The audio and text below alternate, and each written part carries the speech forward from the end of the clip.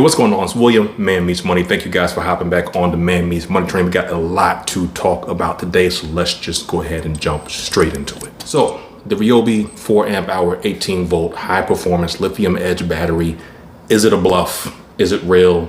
Did Ryobi lie?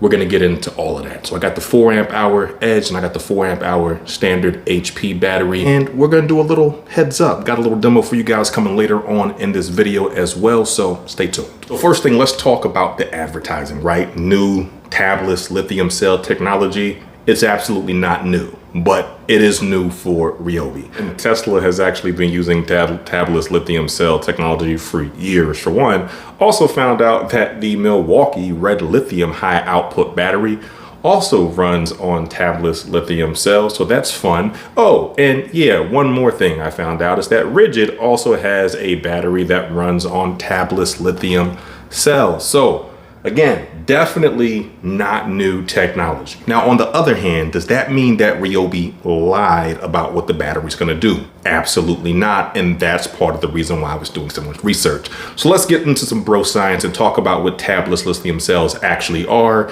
and why they're so great. So one, if you've ever seen a battery, you got the plus end, you got the minus end, positive and negative, of course, and each of those ends, those are essentially tabs. Those are conductive substrates which help control the flow of energy. The bad thing about that is when you're controlling the flow of energy, you're essentially restricting it, and that's exactly what causes batteries to heat up. And of course, when batteries heat up, that does shorten the performance life of the battery as well.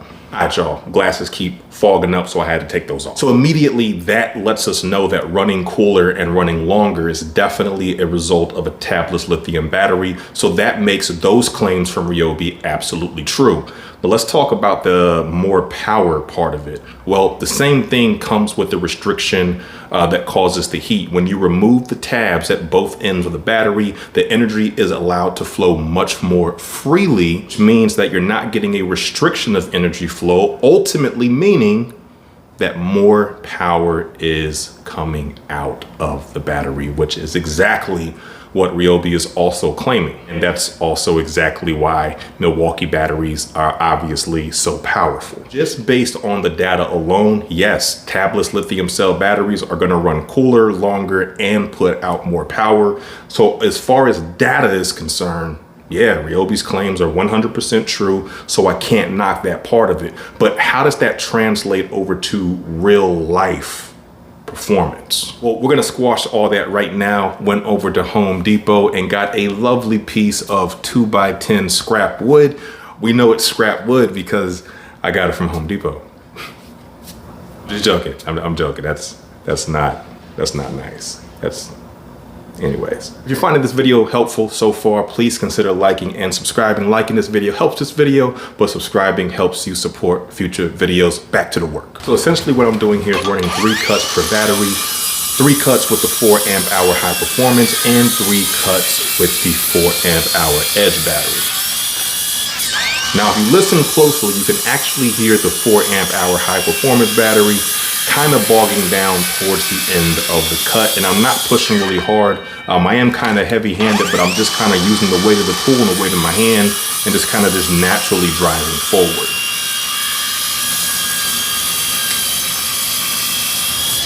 And moving over to the 4 amp hour edge battery, yeah, I think that you guys can probably see the difference, right? That it's actually moving quicker through the cut, and I'm not getting that bogged down towards the end of the cut like I did with the standard 4 amp hour high performance battery. So that alone lets me know that it is definitely putting out more power. Let's go ahead and do a side by side on each of the 3 cuts.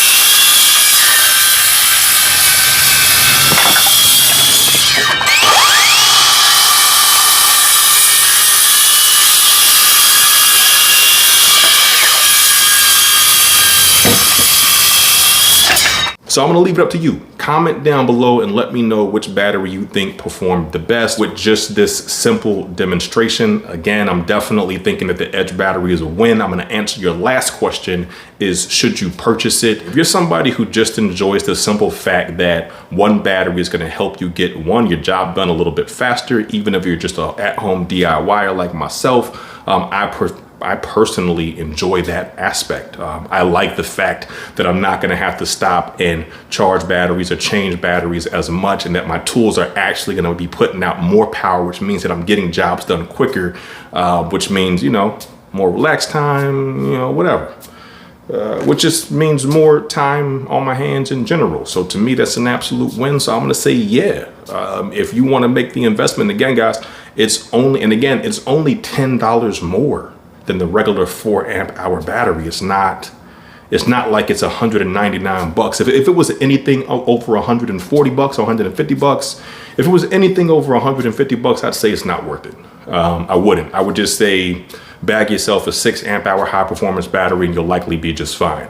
But all in all, considering the fact, oh yeah, I forgot all about that.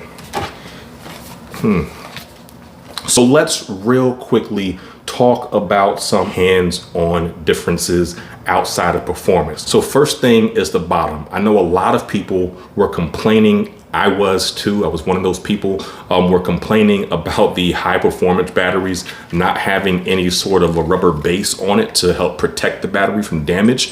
They did bring that back with the Edge. We do have this ridging on the bottom is all rubber, and there's a little bit of rubber around the back where the logo is, and that actually extends up to the front where the front logo is. So we are getting some protection. It's gonna be a more durable battery just from the perspective of accidentally dropping it, putting your tools down without restraint, if you will, slamming them tools down on the bench. So yeah, we're getting that rubber footing back that we had with the old school lithium batteries from Ryobi. So it's nice to see that come back.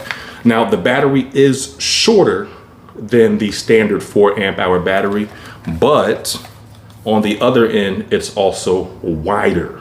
So we have shorter, but wider. So in terms of size, it's kind of washing itself out because shorter and wider, skinnier and taller.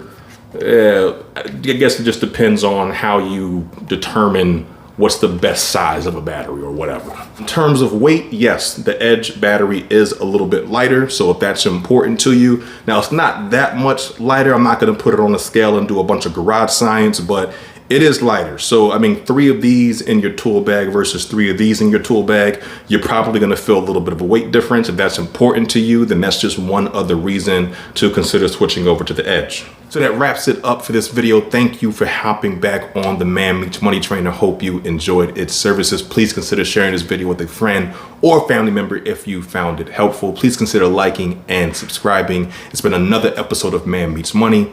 I'm William. See you real soon.